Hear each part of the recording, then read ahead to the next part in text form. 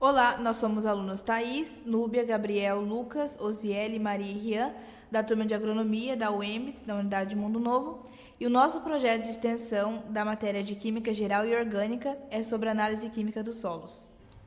Para uma boa rentabilidade do solo, há fatores que precisam estar adequados para o manejo. Entre esses, os níveis de macro e micronutrientes que estão presentes nos solos.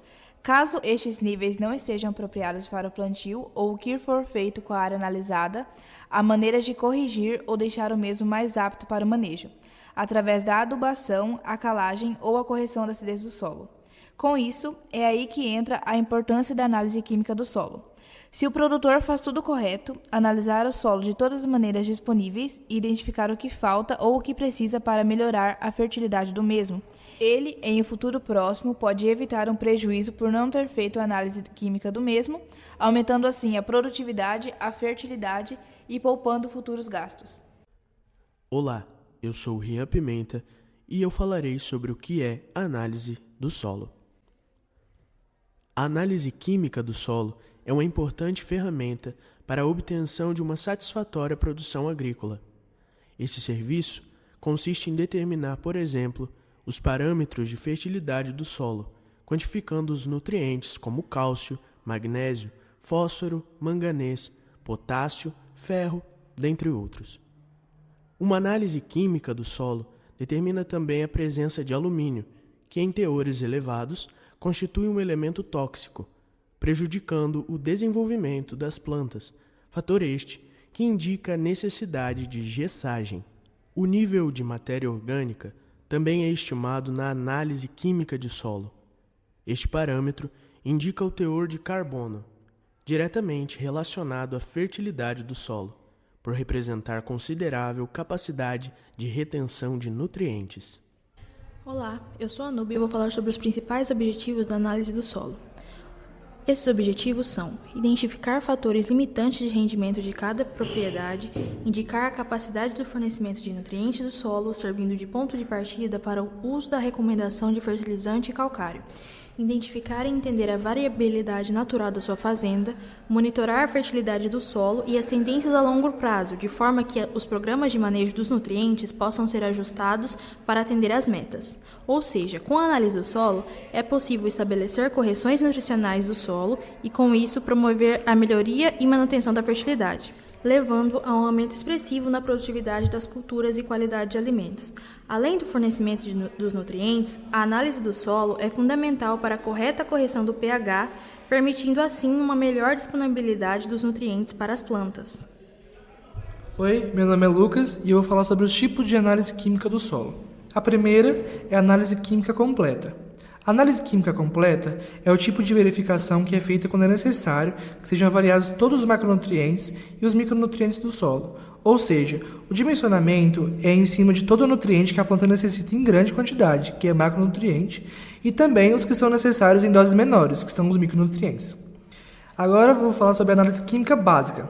Caso você já possua as informações de área, uma análise química básica de rotina é o suficiente e necessita ser feita pelo menos uma vez ao ano. Assim, você saberá como está a integridade frente ao manejo do solo, já que tanto o plano direto ou convencional, com uso em rotação, adubação verde, diferentes culturas, entre outros, influenciam na disponibilidade de nutrientes no solo. Agora é a análise física. Outro tipo de verificação é a análise física, em que você tem entendimento sobre qual a porcentagem de argila silt e areia de cada parte da área analisada. Isso é extremamente importante, não só no manejo de nutrientes, mas como no uso de defensivos. Herbicidas pré-emergentes, por exemplo, são recomendados em maiores doses em áreas mais argilosas, buscando máxima eficiência do produto. Olá, eu sou Gabriel Mendes e eu vou falar sobre as etapas do processo de análise do solo. A primeira etapa é a amostragem do solo, que seria a coleta do solo. Após essas coletas, as amostras são levadas ao laboratório. Quando uma amostra chega ao laboratório, ela é preparada e levada para fazer uma análise química. Após analisar quimicamente o solo, você obterá os dados e vai interpretá-los para posteriormente fazer a recomendação. A recomendação é para ver a tomada de decisão, para saber o que sua área precisa, como calagem, gessagem, adubação, entre outros. Procedimentos para a amostragem do solo. Primeiramente, temos a subdivisão da propriedade em glebas.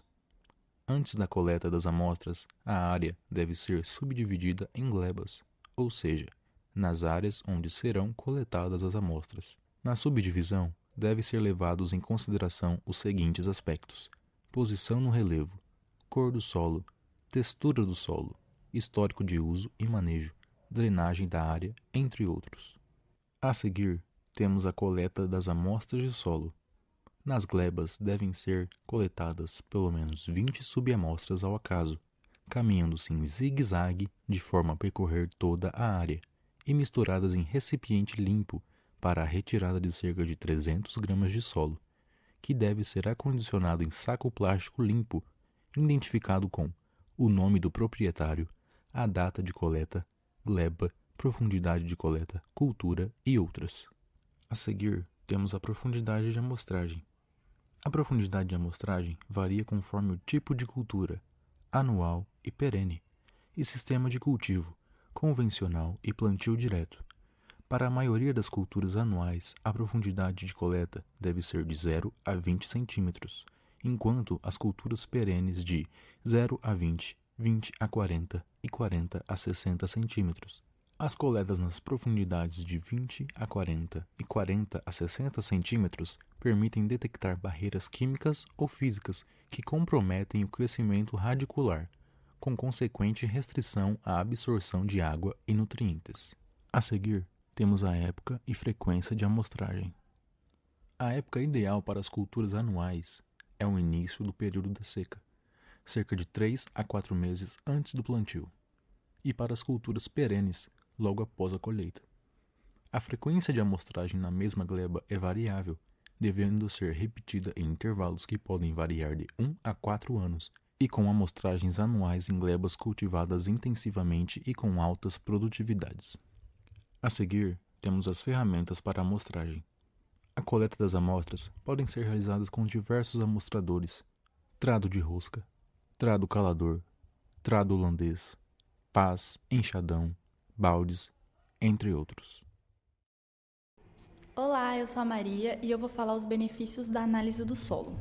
Os principais benefícios que a amostragem e a análise do solo podem proporcionar são o aumento da produtividade por meio da identificação de nutrientes ou de fatores químicos do solo que estão limitando o crescimento das plantas, o aumento da eficiência com a recomendação de adubação necessária, ou seja, em proporção de fertilizantes adequadas para diferentes solos e culturas. Se feito com agricultura de precisão ou mesmo baseado em talhões, que permite um manejo diferenciado em cada área, otimizando ainda mais as operações.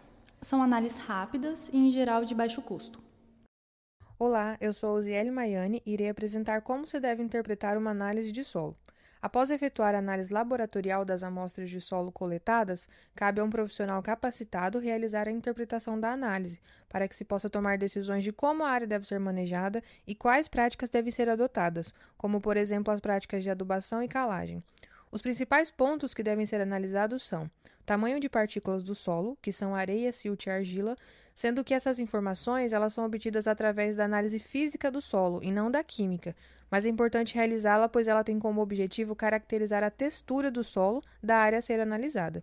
Outro ponto importante na interpretação de uma análise é a saturação por alumínio, que é expressa em M%, porque a presença do alumínio no solo ela pode inibir o crescimento radicular da planta e influenciar na disponibilidade de outros nutrientes e processos, como a mineralização da matéria orgânica do solo.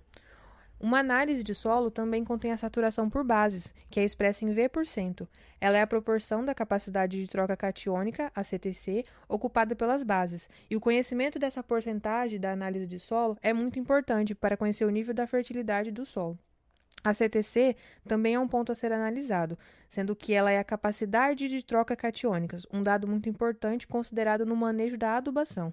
Também há a acidez ativa do solo, que apresenta o valor do potencial hidrogeniônico, o pH.